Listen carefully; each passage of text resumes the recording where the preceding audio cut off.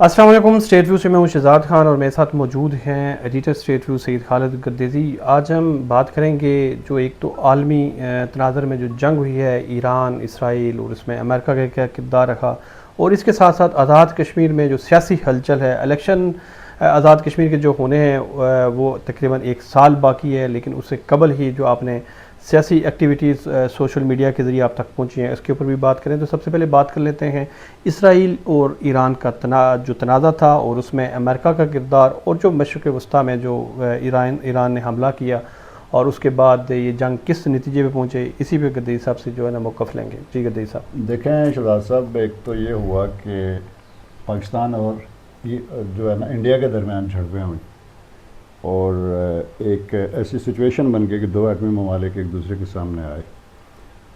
تو اس میں امریکہ نے پہلے کہا کہ آپ لوگ لڑتے رہیں، میرا مسئلہ نہیں ہے.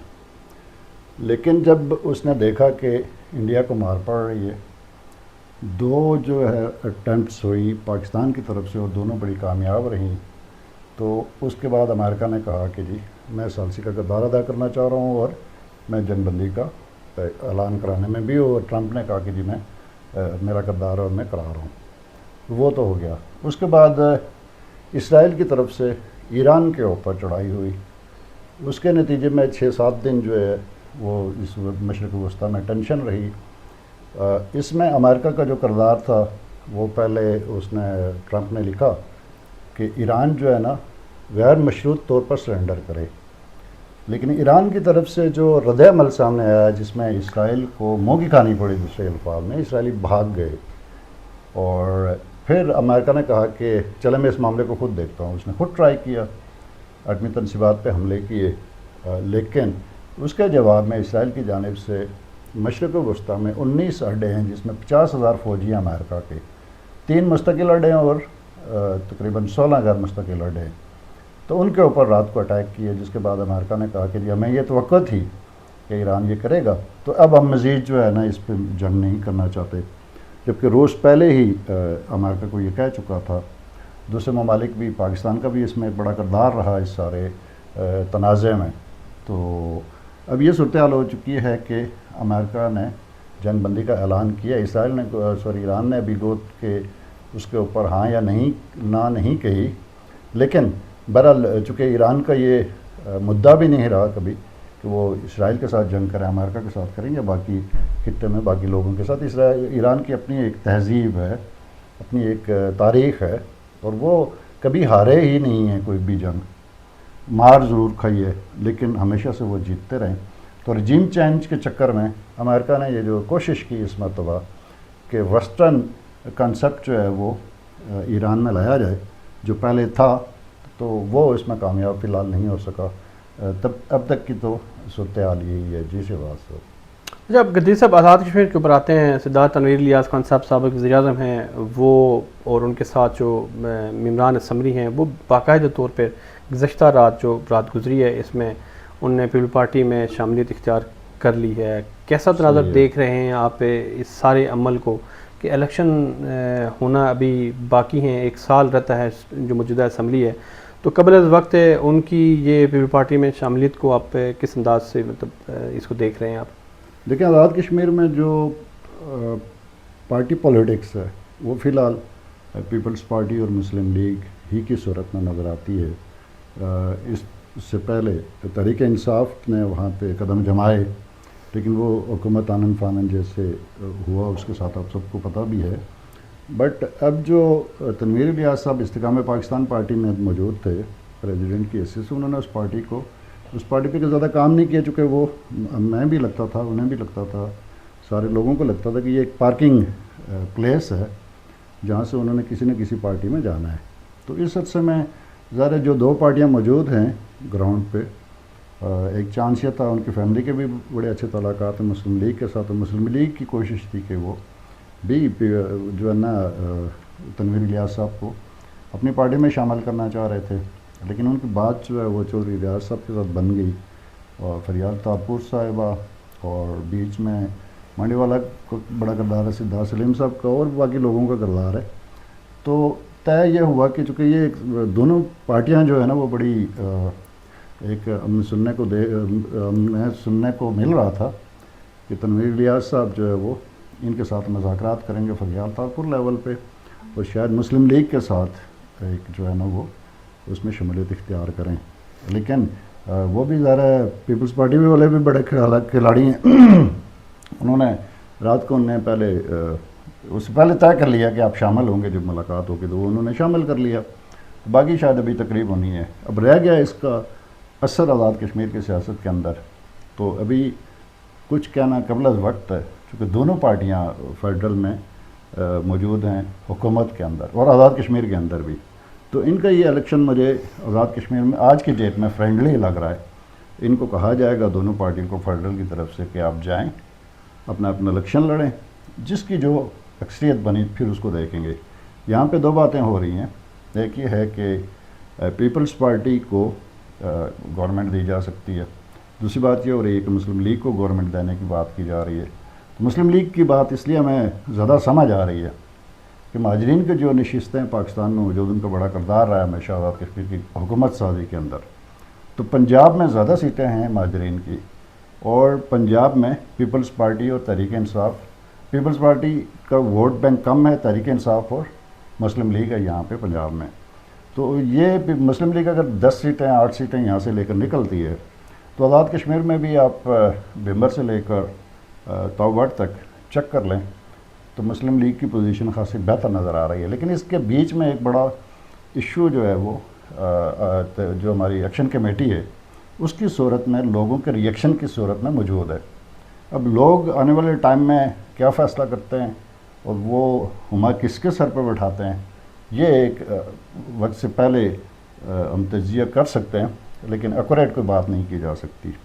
اس کے ساتھ ساتھ گدی صاحب جو بریاست سلطان محمد چودھری ہیں، صدر ریاست آزاد کشمیر ہیں، وہ بھی پر تول رہے ہیں. ان کے جو ساتھ بھی جو قریبی لوگ ہیں ان کے بارے میں خبریں یہی ہیں کہ وہ بھی جلد پیپل پارٹی کے جو سفر ہے اس میں شامل ہوں گے. تو کیا ایسا ہی ہے؟ جی، چونکہ ان کے ساتھ بھی بات چیت چل رہی ہے لوگوں کی، پیپلز پارٹی کے لوگوں کی، پھر مسلم لیگ کے لوگوں کی بھی، اور انوار الحق صاحب کے ساتھ بھی چل رہی ہے.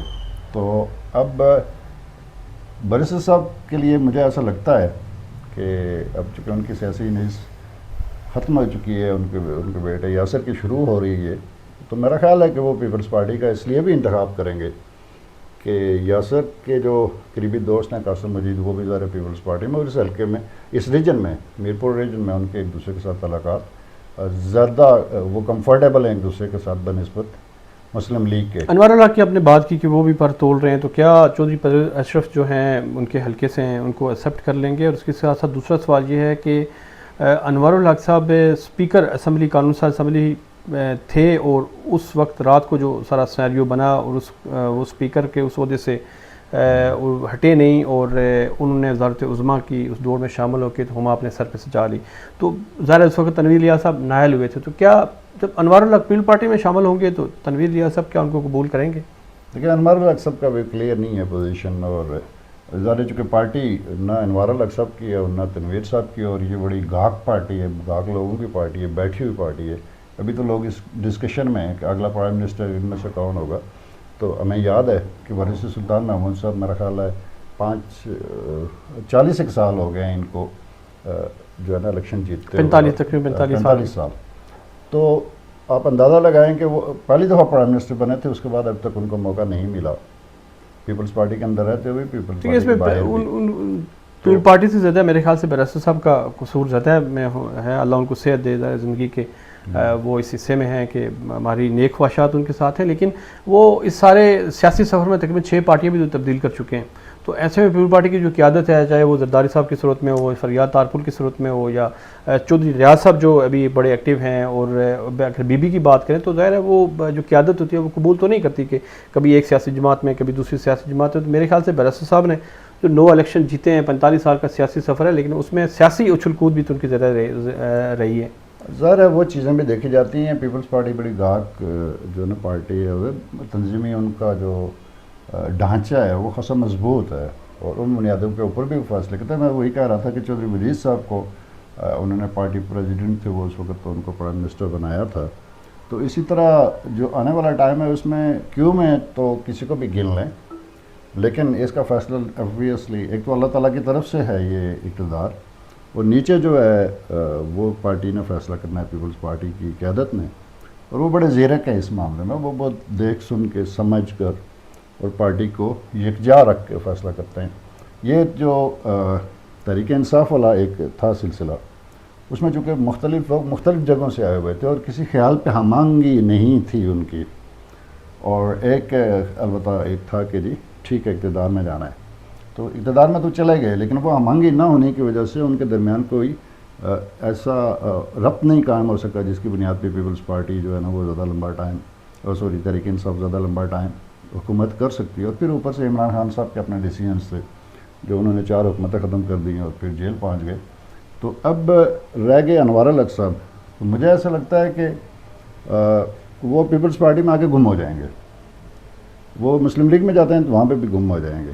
ایک کردار جو ہے ایک ایم ایل اے کی حیثیت سے ہو سکتا ہے موجودہ ٹائم میں، تو وہ ان کو ہو سکتا ہے، لیکن مجھے اگلے انتخابات میں وہ اسمبلی میں بھی نظر نہیں آ رہے۔ آپ اسمبلی میں وہ نظر نہیں آ رہے، آپ پہلے کہہ رہے تھے کہ ایم ایل اے کی حیثیت سے، تو مجھے تو وہ ڈسٹرکٹ کونسل کا الیکشن اگر لڑیں تو شاید اس میں کامیاب ہو جائیں، ان کی بڑی کامیابی ہوگی، لیکن موجودہ جو وزیر اعظم ہیں ہمارے آزاد کشمیر کے چودھری انوار الحق گڈ گورننس کے دعوے دار بھی ہیں، لیکن جو آڈیٹر جنرل کی رپورٹ ہے اس میں جو مالی بے ضابطگیاں سامنے آئی ہیں اس کے اوپر ہم نے رپورٹ بھی کیا ہے، لیکن دوسری طرف وہ جو نیشنل میڈیا پہ بیٹھ کے جھوٹ بولتے ہیں، تو کہ ریاست کے ایک اس عہدے پہ ایک بندے کو اس قدر جھوٹ بولنا چاہیے؟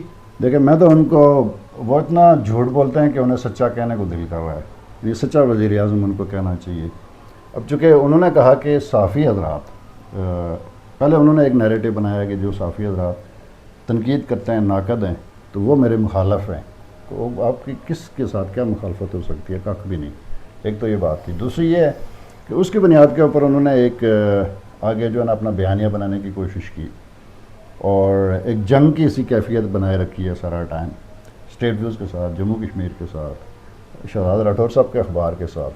تو اس کے بعد اب جو ہے نا جب ان کی چیزیں باہر آئیں تو وہ کہتے ہیں جی کہ یہ 5th کالمسٹ ہیں، اور میرے خلاف جو ہے نا پروپیگنڈا جو مہم ہے، وہ بھائی آڈیٹر جنرل پاکستان کے انہوں نے ابھی پنجاب کی رپورٹ کی ہے، اس پہ جو آڈٹ پارے بنائے، تو انہوں نے وہی آڈیٹر جنرل ہے، انہوں نے آزاد کشمیر میں جب کیا تو اس میں صحافیوں کا کیا قصور ہے ماسوا اس بات کے کہ رپورٹ کیا؟ ہاں البتہ آپ جو چودھری انوار الحق صاحب ہیں وہ انہیں ابھی آ کے جدید صحافت کی یونیورسٹی میں داخلہ لے کر پھر صحافیوں کو پڑھانا چاہیے، چونکہ اگر آپ نے پولیٹکس کی ہے تو آپ نے جرنلزم نہیں کی۔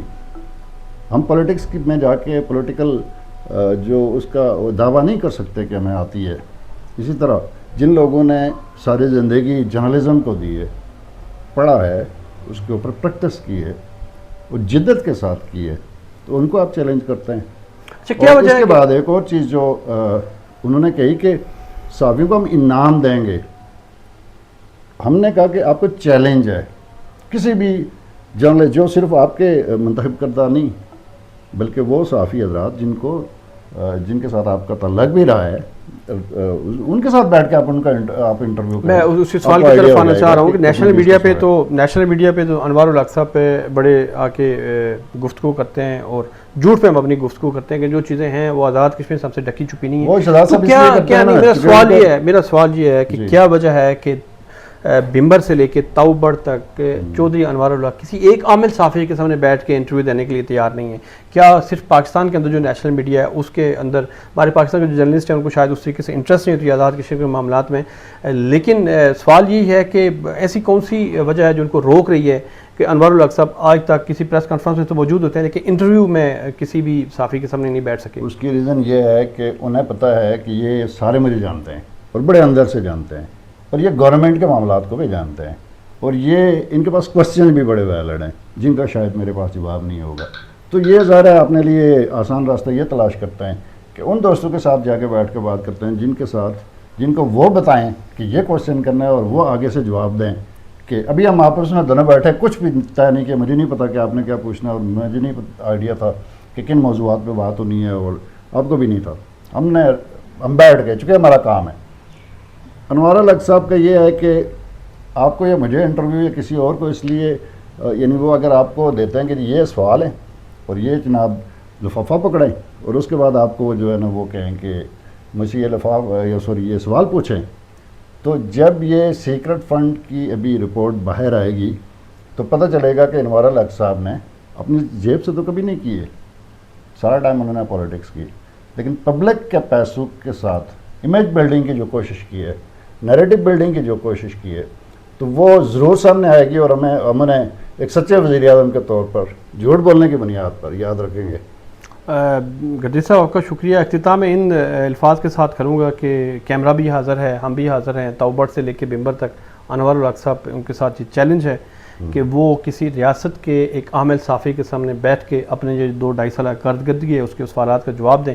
ہم ان کو ماننے کے لیے, ان کی جو گڈ گورننس کے دعوے دار اس کو تسلیم کرنے کے لیے ہم ان کے گڈ گورننس کی جو دعویٰ ہے نا, ان کے بھائی ہیں وہ وائرل ہے, انہوں نے دکھا سوشل دیا ہے کہ میڈیا ان کے اپنے حلقے کے اندر کیا ہے. تو باقی چھوڑیں, صرف آپ اس وقت چیک کریں کہ پچھلی جو پی ڈبلیو ڈی کو جو پیسے دیے گئے ہیں بمبر کے اندر وہ کتنے ہیں. سارے 10 اضلاع ہیں, 10 اضلاع میں سے سب سے زیادہ پی ڈبلیو ڈی کو جو پیمنٹ ہوئی ہے وہ باقی لوگوں کو نہیں ہو سکی. وہ ابھی انویسٹیگیشن میں جائے گی بات کہ اس میں انہوں نے کیا کیا ہے. ایک جھلک جو ہے ان کے بھائی نے وہاں دکھائی ہے گڈ گورننس کی, باقی صحافی حضرات دکھاتے رہتے ہیں. فی امان اللہ.